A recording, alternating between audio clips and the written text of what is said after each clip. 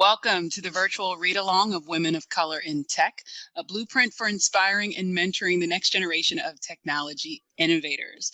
We have 7th and 8th grade girls exposed to the lessons learned from the tech industry. The book's author, Susanne Tedrick, is joined with Melina, founder of Girls Lead in Science and Technology. Welcome, ladies. Thank you. Thank you. So our last chapter was like an affirmation to our readers that you're enough, you're worth it. This chapter, we're facing tough times. Chapter 9 is actually entitled When Times Get Tough, and our guest reader is Shari Williams. Shari, welcome to the discussion.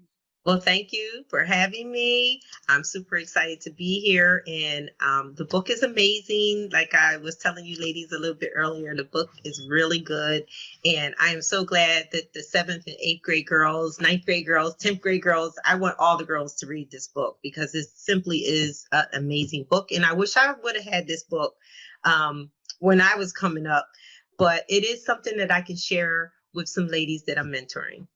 That's awesome. So Shari brings so much to the table from her professional career. Specifically, though, Shari's a drone pilot and a drone flight instructor.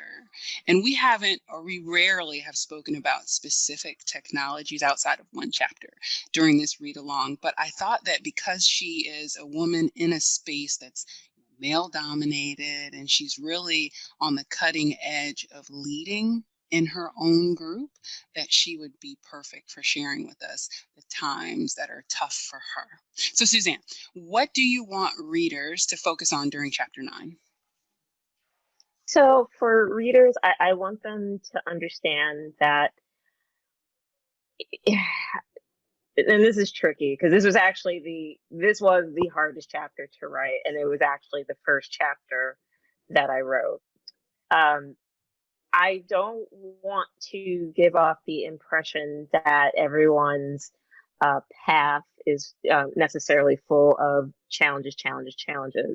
At the same time, I wanted to be candid about challenges that have come up for women who are currently in the industry, as well as people who have left. And I really wanted to give them the tools and the resources so that it's not just a means of, surviving, having, your technical career or whatever career it is you're going to have, but rather I wanted to give them tools to feel successful, to give them agency over what's going on in their life, and so that they don't feel powerless in the times where, unfortunately, bad things happen. Absolutely. I guess I would say we got to look at the positive things, right?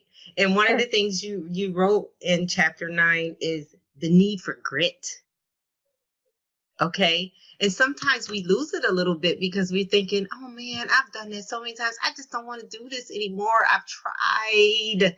But the need to still have that grit, we have to have it. You still have to push forward with it, right?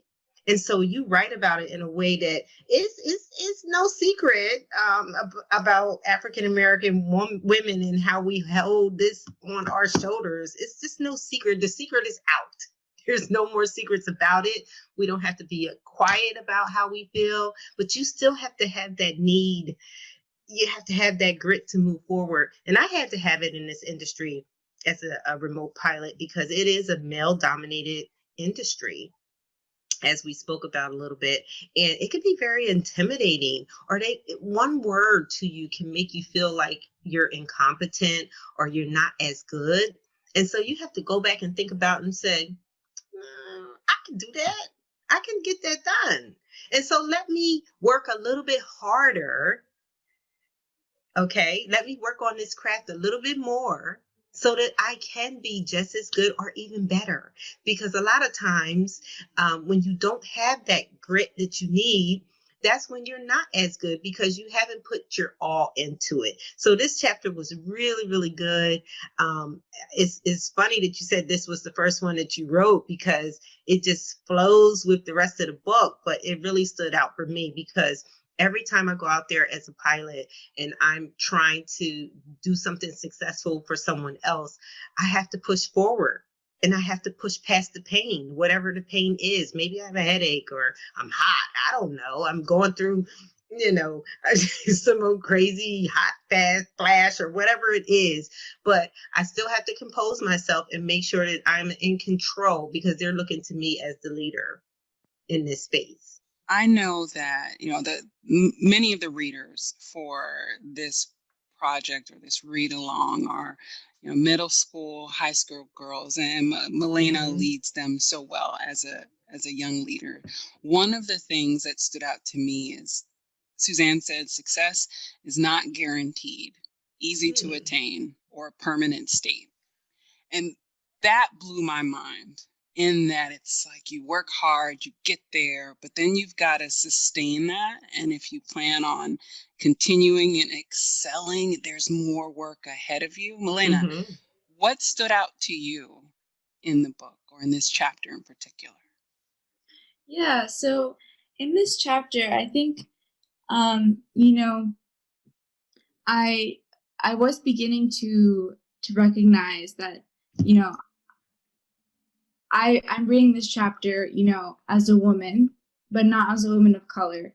And so I knew that there were some aspects that I could, kind of resonate or relate to as being a woman in technology, and maybe other experiences that I wouldn't be able to.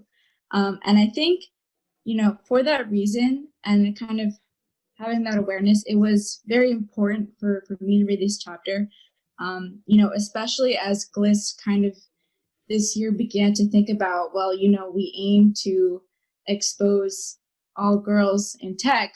Are we actually doing a good job with that? Like, are we exposing truly all girls in tech? So as, we begin to think about these things, this chapter kind of, again, showed me the importance of, of intersectionality, which was a keyword we learned in chapter 1. And, knowing that even though something, thinking about all these different aspects, it is way more complex. It gets more complicated. But at the end of the day, it does lead to, a much better understanding of people. And, as I've learned from our discussions these past 2 weeks, and from this one too, when you understand people better and you get to meet more people, I think that can lead to more productive, conversations and solutions. So I think, there were so many takeaways in that regard. But I think, that recognition really helped me. And it also, I just came to then, a great sense of admiration for all the work that, all 3 of you do. And, reading about the things that, and also, Ms. Tedrick has given personal stories through this chapter and that you've had to go through. It does give a great sense of admiration. And it kind of makes me think, with all of kind of the emotional, distress or burden, what do you do, or what do you tell yourself to kind of be able to pull through that and then, think more analytically about, coping with failure or recognizing imposter syndrome and things like that? Because I read this chapter and I'm looking like all of these, amazing pieces of advice and all these things. And I at least I sense that I know, like, for me, when all emotions are taken over, it's like hard for me to first get to that phase of being able to think about it more consciously. So we've come to the end of our time, ladies. Already? We have. Oh my God, no. Well, look, so listen, I'm going to give you another opportunity, Shari. At 4 o'clock, December 10th at Venture Cafe, we'll be bringing this virtual reading to a close. So please join us. Susanne, as always, thank you. Shari, thank you for joining us for this chapter. And Melina and the GLIST girls, we so appreciate your time, your attention, and your participation in this virtual read-along of Women of Color in Tech. It's a blueprint for inspiring and mentoring the next generation of technology innovators. Enjoy Chapter 9.